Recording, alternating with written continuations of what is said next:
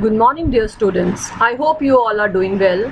We were doing sources of recruitment, and today we are going to discuss about external sources of recruitment.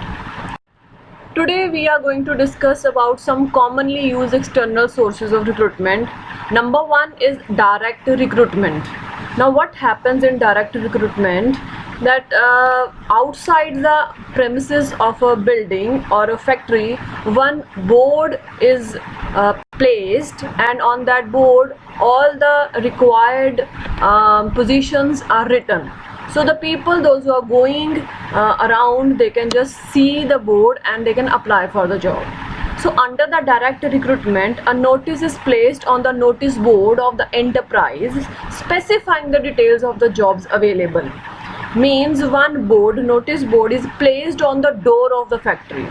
So all the job seekers, they assemble outside the premises of the organization on the specified date, and selection is done on the spot.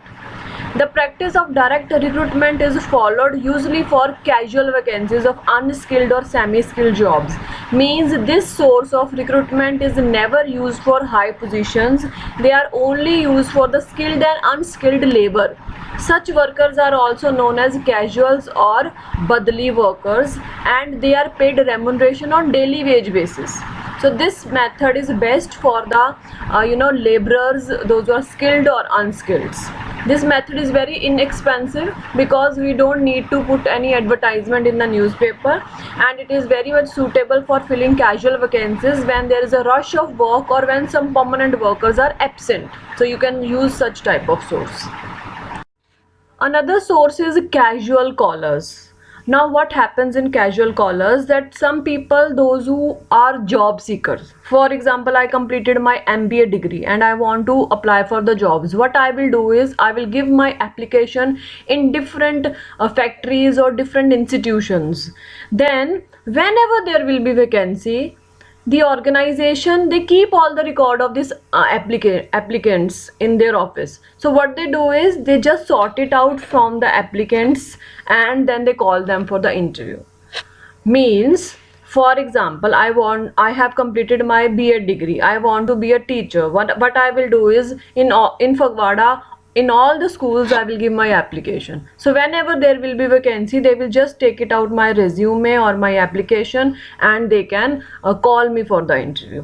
We call them as casual callers. Such job seekers can be a valuable source of manpower. A list of such job seekers can be prepared and can be screened to fill the vacancies as they arise. The major merit of this source of recruitment is that it reduces the cost of recruiting workforce in comparison to other source, because already we have data of the people. We are not calling them, they have deposited their application, and whenever there will be vacancy, we can call them for interview. Then number 3 is advertisement. Advertisement, you all know, we can give one good advertisement, paid advertisement in newspaper. It is a costly method, and most of the senior positions of industry as well as commerce are filled by this method.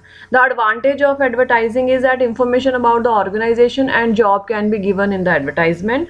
Advertisement gives the management a wider range of candidates from which to choose. Advertisement may be placed in leading newspapers. Its disadvantage is that it may bring a flood of responses, and many times from quite unsuitable candidates also they can apply, and it is expensive method also. Next method is employment exchange. Now government has opened this employment exchange offices. These are run by the government. Basically the purpose is to give the employment to the people of the country. So what these employment exchanges do, that they the people, those who are in need of job, they give their resume to them, and then they give their information to the different companies and set their interviews with the different companies. So employment exchange are run by government. are regarded as a good source of recruitment for unskilled and skilled operative jobs. In some cases, compulsory notification of vacancy to employment exchange is required by law. Thus, employment exchange help to match personal demands and supply by serving as link between job seekers and employers. So what they do is they keep all the record of the employees with them, those who are in need of job, and whenever there is a vacancy, they help them to appear for the interview. So they are basically a connection between employers and the job seekers. One thing I want to repeat here, employment exchanges are run by the government. Number 5, placement agencies. Now these, like employment exchanges are run by government, placement agencies are same like employment exchanges, but the difference is that they are done by the private parties. So in technical and professional areas, private agencies and professional bodies appear to be doing substantive work. Placement agencies provide a nationwide services matching personal demand and supply. So now, because employment exchanges of government, they hardly charge any fees or minimum fees they charge, but placement agencies, they also do same job, means they also they are also linked between job seekers and employers, but they charge fees also for the services. These agencies compile biodata of a large number of candidates and recommend suitable names to their clients.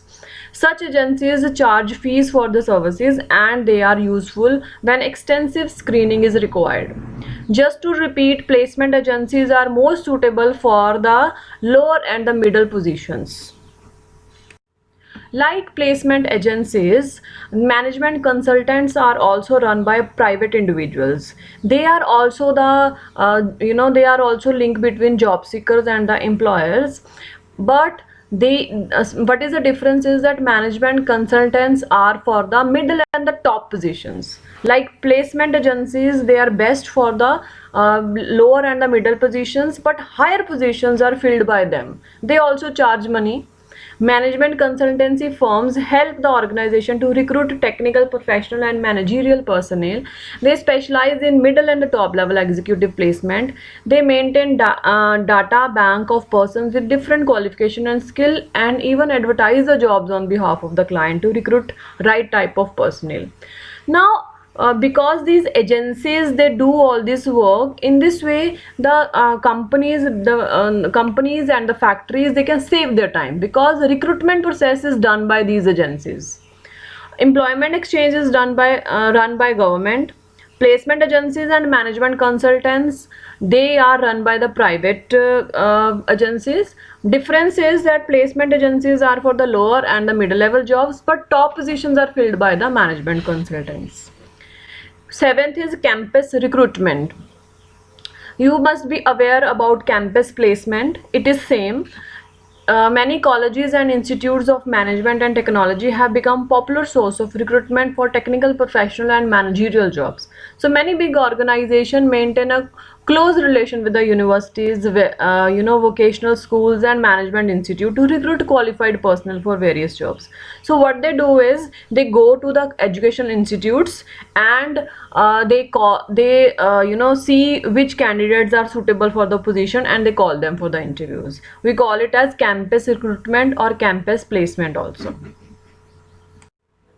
Another source of recruitment is recommendation of employees.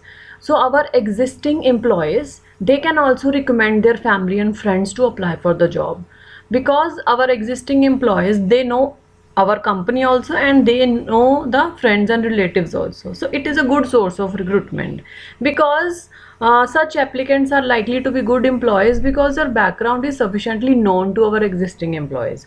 A type of preliminary screening take place because the present employees know both the company and the candidates, and they would try to satisfy both. So basically a screening is done by present employees. They know that this person can be suitable for the particular job. Next we have labor contractor. Now labor contractor is a person who is working for our organization. He is responsible for recruit daily basis workers. So labor contractor maintain a close contract with laborers, and they can provide the required number of unskilled workers at short notice. For example, today I need 20 workers, he will arrange 20. Maybe tomorrow I need 50, he will arrange 50 workers. So because he has a good relation with the laborers. Workers are recruited through labor contractors who are themselves employees of the organization. The disadvantage of this system are that if the contractor himself decide to leave the organization, all the workers employed through him will follow him only, and they will also leave. Like advertisement, we have discussed in newspaper, we can give advertisement, we can give advertisement in television also. The detailed requirement of the job and the qualities required to do it are published along with profile of the organization where vacancies exist. Then we have 11th is web publishing. Web publishing means your website.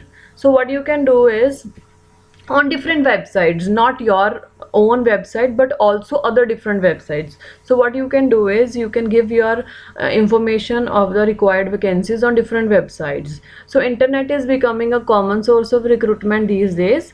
There are certain websites specifically designed and dedicated for the purpose of providing information about both job seekers and job openings. So we can give advertisement or you can give information on your website also and different other websites like www.naukri.com, jobstreet.com. These are the commonly visited websites by the employees of the organization. Thank you. That's all for today. You all are required to revise and learn all these sources of recruitment, because from this part identification will come in your exam. We will be discussing how the questions will come. Thank you.